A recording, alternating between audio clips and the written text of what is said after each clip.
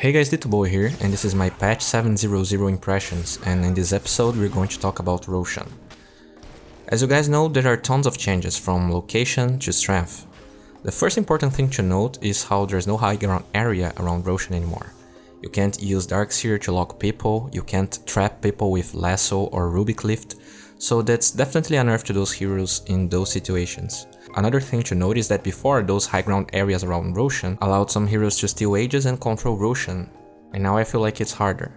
As you can see, there's two main spots to have vision around Roshan. The river starts from each team and those cliffs, meaning that in a game where you're struggling to maintain map control, river wards can be a way to have vision around that area when the enemy team doesn't have gem yet.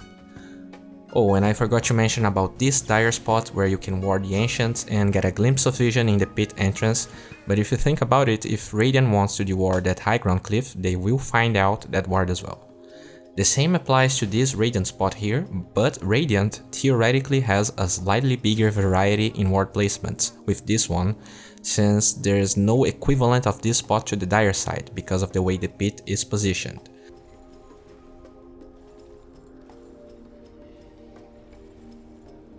This ward here could work, but you have to break the trees to have some extra vision.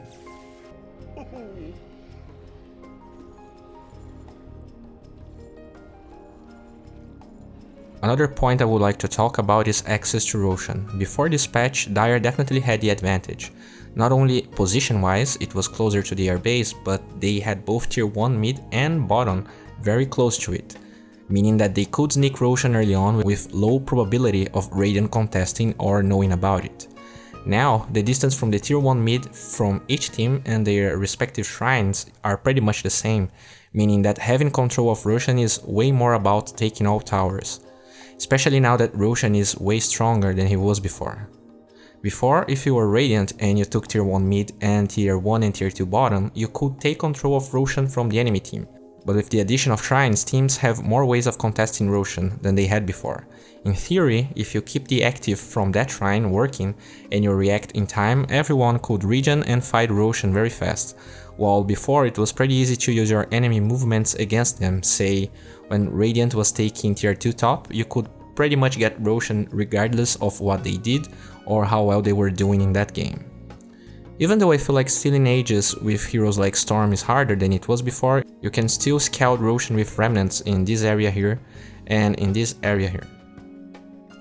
Now let's talk about the strength buffs Roshan has received. He lost a lot of HP but gained a lot of armor. Ursa still can kill him at level 6 with only Morbid Mask and Stealth Shield. Sometimes if you get lucky, you don't even have to use your ult.